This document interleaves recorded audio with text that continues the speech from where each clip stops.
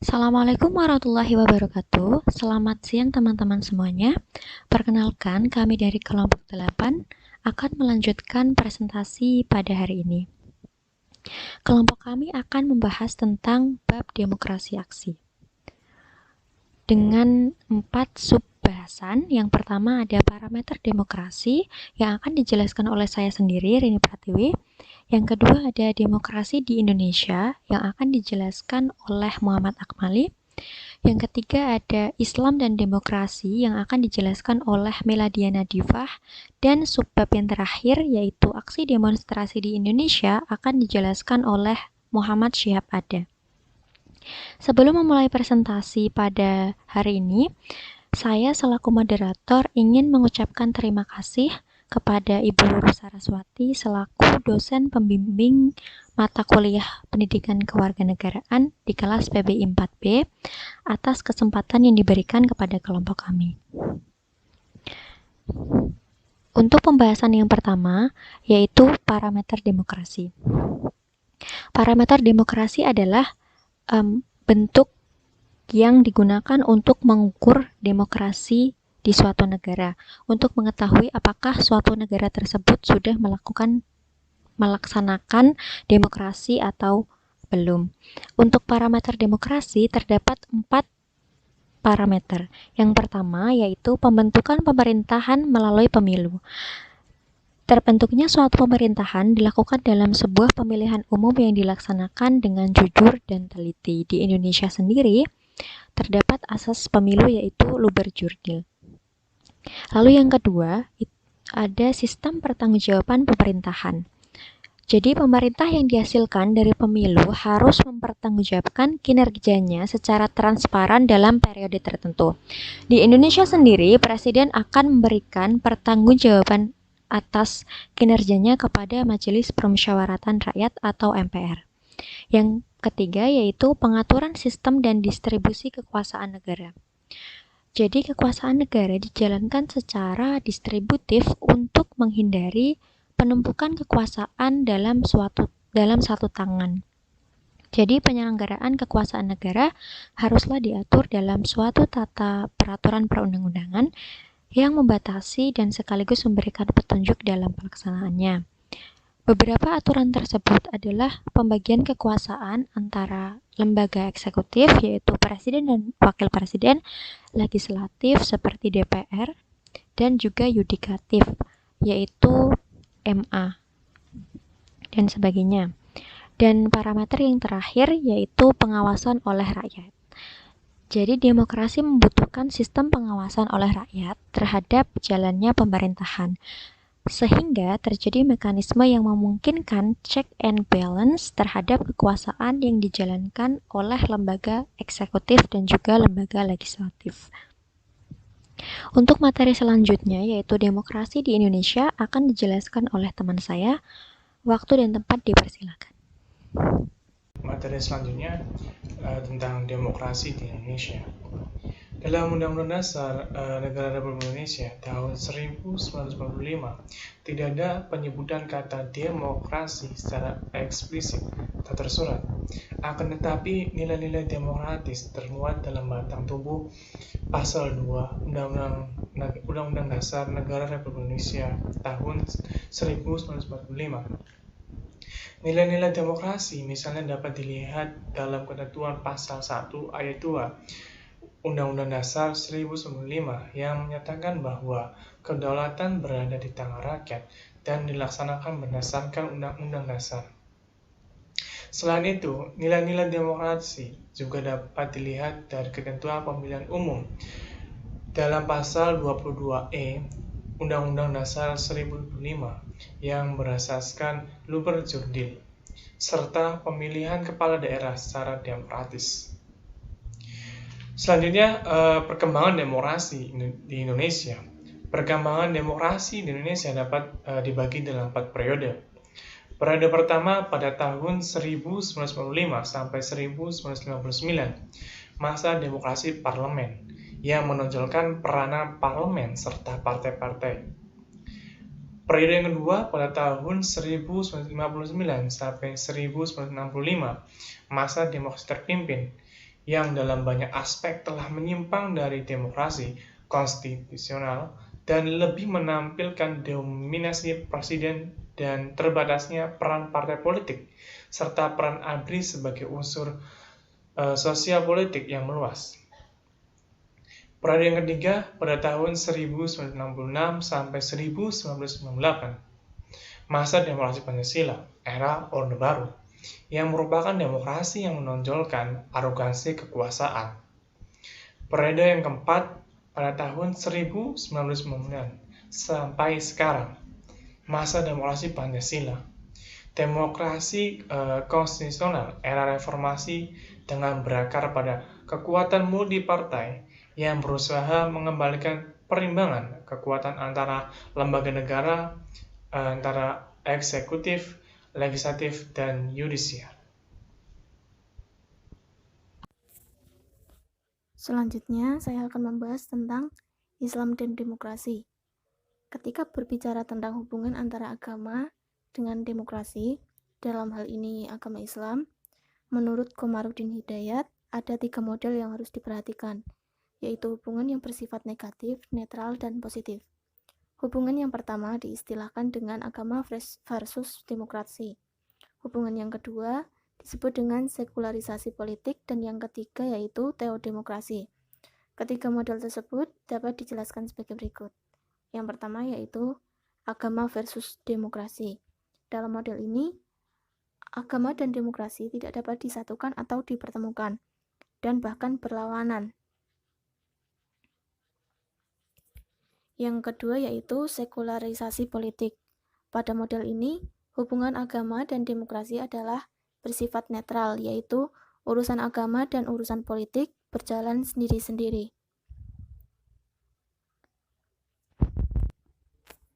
Sedangkan yang ketiga yaitu teodemokrasi. Model ketiga ini berpandangan bahwa baik secara teologis maupun sosiologis sangat mendukung proses demokrasi politik, ekonomi, maupun kebudayaan.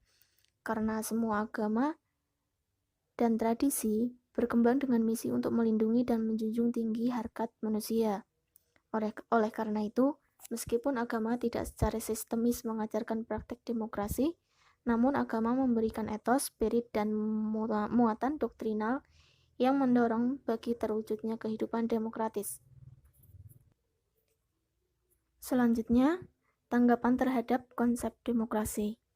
Demokrasi bagi bangsa Indonesia telah tumbuh sejak awal kebangkitan nasional pada awal abad ini, di mana para pemimpin dan intelektual Muslim Indonesia telah merespon demokrasi sebagai sistem yang harus dijalankan dalam kehidupan sosial dan politik.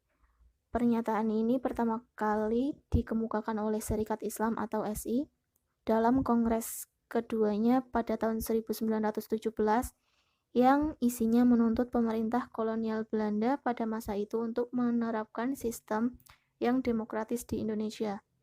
Demikian pula, selama periode parlementer dan demokrasi terpimpin, partai-partai Islam dan para intelektual Muslim mendukung terwujudnya demokrasi di Indonesia. Pada tahun 1952 sampai 1958, Muhammad Nasir sebagai ketua Masyumi mendukung demokrasi walaupun dia mempunyai penafsiran berbeda tentang demokrasi. Dalam pandangannya, Islam adalah sistem demokratis, dalam pengertian bahwa Islam menolak despotisme, absolutisme, otoritarianisme. Islam adalah sintetis antara demokrasi dan otokrasi. Artinya, semua urusan dalam pemerintahan Islam diputuskan melalui Majelis Syura atau Dewan Permusyawaratan. Keputusan-keputusan demokratis diterapkan hanya pada masalah-masalah yang tidak disebutkan secara khusus dalam syariah. Dengan demikian, tidak ada keputusan demokratis pada masalah-masalah yang jelas disebutkan dalam Al-Quran, seperti pada larangan judi dan zina. Dalam hal ini, meskipun Nasir mendukung demokrasi, tetapi dia tetap mendukung kedaulatan Tuhan. Lalu ada pula Jalaluddin Rahmat pada bukunya yang berjudul Islam dan Demokrasi, mendukung demokrasi sebagai konsep bagi sistem politik yang didasarkan pada 2 prinsip, yaitu yang pertama, partisipasi politik, dan yang kedua adalah hak asasi manusia. Yang pertama, menyebabkan rakyat berpartisipasi dalam keputusan-keputusan publik melalui syuro. Sedangkan yang kedua, melindungi hak-hak asasi manusia yang terdiri dari hak kebebasan berbicara, hak mengontrol, hak persamaan di muka umum. Lebih lanjut, Rahmat menjelaskan bahwa sistem politik Islam tidak bisa dibandingkan dengan sistem demokrasi dalam dua pengertian. Yang pertama yaitu, demokrasi adalah sistem sekuler yang kedaulatannya berada di tangan rakyat, sedangkan dalam Islam, kedaulatan berada di tangan atau kekuasaan Tuhan. Suara mayoritas tidak dapat atau tidak mungkin mengubah syariah. Kedua, dalam praktiknya, suara rakyat dapat dimanipulasi baik melalui ancaman atau rayuan, sedangkan Islam adalah sistem yang unik, yang mengembangkan prinsip-prinsip syuro dan hak asasi manusia. Dengan demikian, kedua tokoh tersebut mendukung demokrasi, tetapi mereka pada dasarnya setuju tentang kedaulatan Tuhan sebagai pengganti kedaulatan rakyat. Dari penjelasan di atas, dapat disimpulkan bahwa hubungan Islam dan demokrasi dapat dibahas dalam dua pendekatan, yaitu pendekatan normatif dan pendekatan empiris. Pada dataran normatif, mereka mempersoalkan tentang nilai-nilai demokrasi dari sudut pandang ajaran Islam. Sedangkan pada dataran empiris, mereka menganalisis implementasi demokrasi dalam praktek politik dan ketatanegaraan. Di samping itu, beberapa pandangan tokoh di atas menunjukkan bahwa para intelektual Muslim Indonesia yang berwawasan luas secara umum menerima sistem demokrasi, walaupun secara definitif mereka berdua itu berbeda.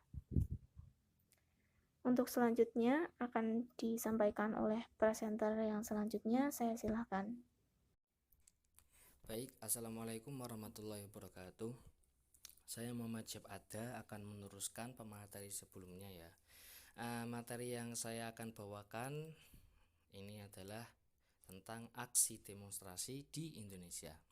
Sebelum saya menjelaskan aksi demonstrasi di Indonesia, saya akan menjelaskan dulu apa itu demonstrasi.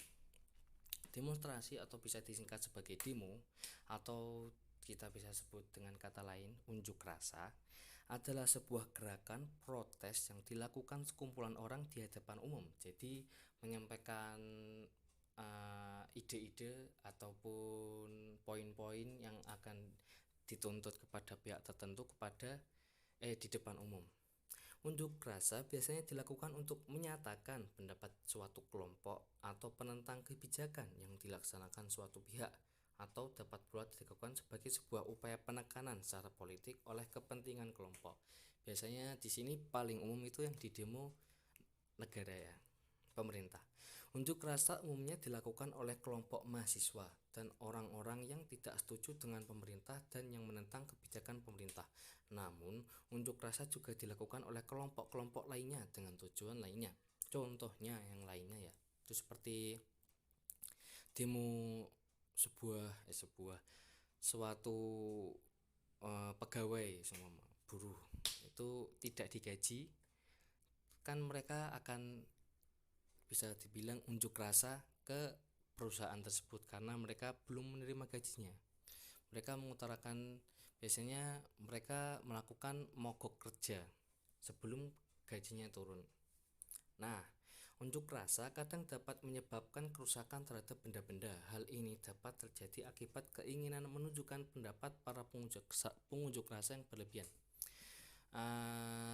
Bisa dikatakan sebuah sikap anarkis. Jadi kan demo kan ada yang baik, ada yang buruk. Yang baik ya mengutarakan secara lantang dan gagah di depan umum, ada oratornya dan semuanya tertib. Tidak ada perusakan fasilitas umum atau fasilitas pribadi milik orang lain. Demo seperti itu yang anarkis ini sudah banyak terjadi kalau di Indonesia. Banyak perusakan yang terjadi ketika adanya demo. Walaupun ada kasus di mana ketika demo ada pihak ketiga yang emang demo ini tuh pengen dibuat ricuh gitu. Jadi pihak ketiga ini membaur dengan para pendemo yang aslinya itu kalem-kalem saja, tertib, teratur, dan mereka memprovokasi. Nah, ini pihak ketiga ini yang biasanya toksik ya, nggak baik. Selanjutnya, di Indonesia unjuk rasa menjadi hal yang umum sejak jatuhnya rezim kekuasaan Pak Presiden Soeharto pada tahun 1998, dan unjuk rasa menjadi simbol kebebasan berekspresi di negara ini.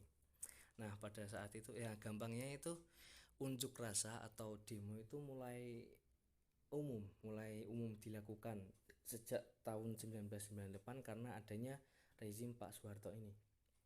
Karena pada saat itu banyak orang yang tidak setuju dengan adanya pemerintahan Pak Soeharto ini yang bisa dibilang mengekang hak mengutarakan pendapat atau hak menyuarakan suara. Seperti itu. Pada tahun ini bisa dibilang anarkisnya demo. Pada saat itu kan banyak terjadi pas di gedung DPR itu ya, pas 98 itu kan banyak terjadi perusakan fasilitas umum, penjarahan, dan bahkan ada pelecehan seksual pada saat itu. Ini bisa dikatakan sebuah titik balik ya dari mana penggulingan Pak Soeharto tersebut. Bisa dikatakan setelah Pak Soeharto lengser, hak menyuarakan suara itu lebih umum dilakukan. Seperti sekarang ini kan demo aman-aman saja, nggak kayak dulu. Kalau demo ada yang hilang, ada yang dibunuh, bahkan sampai sekarang ada yang masih hilang belum diketemukan, seperti itu. Nah, itulah yang bisa saya sampaikan. Ini adalah materi terakhir dari kelompok kami. Bila ada salah kata, salah informasi yang kami berikan, kami meminta maaf sebanyak-banyaknya, dan jikalau berkenan bisa dikoreksi, seperti itu. Baik, demikian yang bisa saya sampaikan. Wallahu wafiq mila aqwanit thoriq. Assalamualaikum warahmatullahi wabarakatuh.